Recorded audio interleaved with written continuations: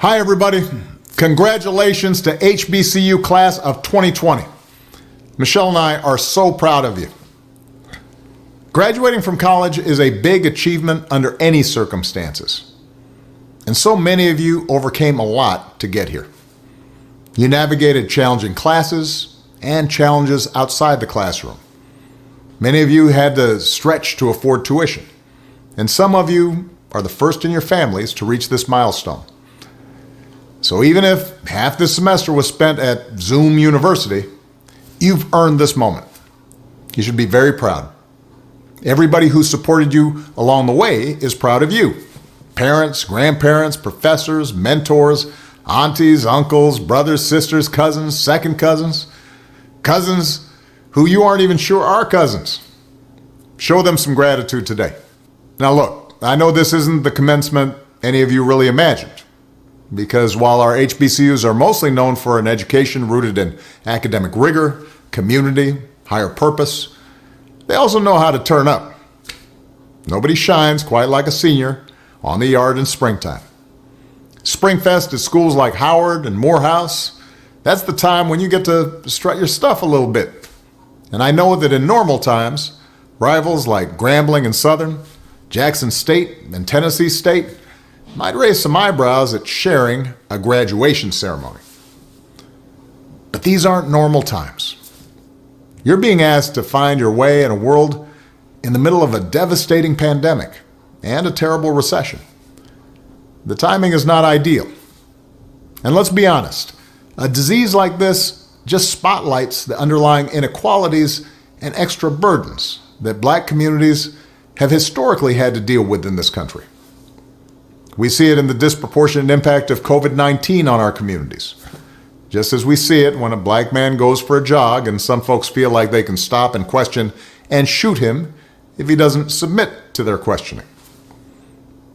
Injustice like this isn't new. What is new is that so much of your generation has woken up to the fact that the status quo needs fixing, that the old ways of doing things don't work, and that it doesn't matter how much money you make if everyone around you is hungry and sick. That our society and our democracy only works when we think not just about ourselves, but about each other. More than anything, this pandemic has finally torn back the curtain on the idea that so many of the folks in charge know what they're doing. A lot of them aren't even pretending to be in charge. If the world's going to get better, it's going to be up to you. With everything suddenly feeling like it's up for grabs, this is your time to seize the initiative. Nobody can tell you anymore that you should be waiting your turn. Nobody can tell you anymore this is how it's always been done. More than ever, this is your moment, your generation's world to shape. In taking on this responsibility, I hope you are bold. I hope you have a vision that isn't clouded by cynicism or fear. As young African Americans, you've been exposed earlier than some to the world as it is, but as young HBCU grads, your education has also shown you the world as it ought to be. Many of you could have attended any school in this country, but you chose an HBCU specifically because it would help you sow seeds of change. You chose to follow in the fearless footsteps of people who shook the system to its core. Civil rights icons like Thurgood Marshall and Dr. King. Storytellers like Toni Morrison and Spike Lee. You chose to study medicine at Meharry and engineering at NC A&T because you want to lead and serve. And I'm here to tell you, you made a great choice. Whether you realize it or not, you've got more roadmaps, more role models, more resources than the civil rights generation did. You've got more tools, technology, and talents than my generation did. No generation has been better positioned to be warriors for justice and remake the world. Now, I'm not going to tell you what to do with all that power that's in your hands. Many of you are already using it so well to create change. But let me offer 3 pieces of advice as you continue on your journey. First, make sure you ground yourself in actual communities with real people, working whenever you can at the grassroots level. The fight for equality and justice begins with awareness, empathy, passion, even righteous anger. But don't just activate yourself online. Change requires strategy, action, organizing, marching, and voting in the real world like never before. No one's better positioned than this class of graduates to take that activism to the next level. And from tackling health disparities to fighting for criminal justice and voting rights, so many of you are already doing this. Keep on going. Second, you can't do it alone. Meaningful change requires allies in common cause.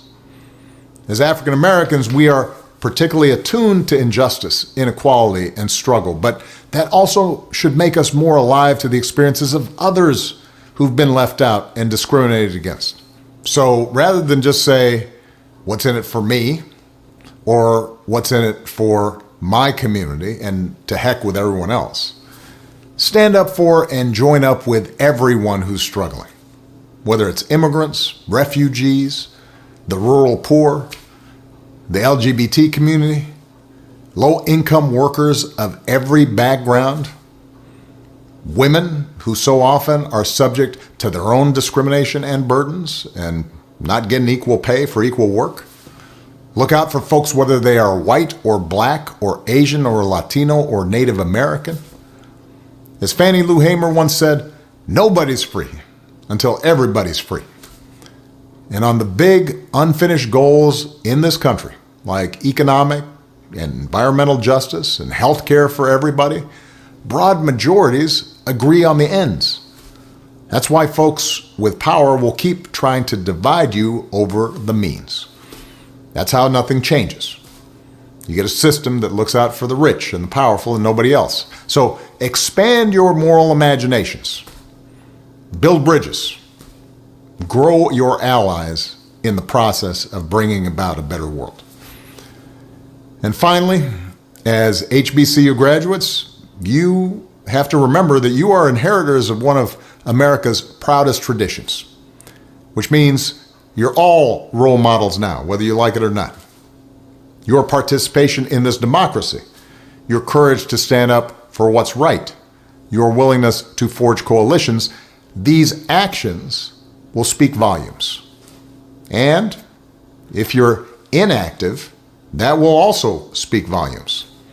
Not just to the young folks coming up behind you, but to your parents, your peers, and the rest of the country. They need to see your leadership. You're the folks we've been waiting for to come along. That's the power you hold. The power to shine brightly for justice and for equality and for joy. You've earned your degree. It's now up to you to use it. So many of us believe in you. I'm so proud of you. And as you set out to change the world, we'll be the wind at your back. So congratulations.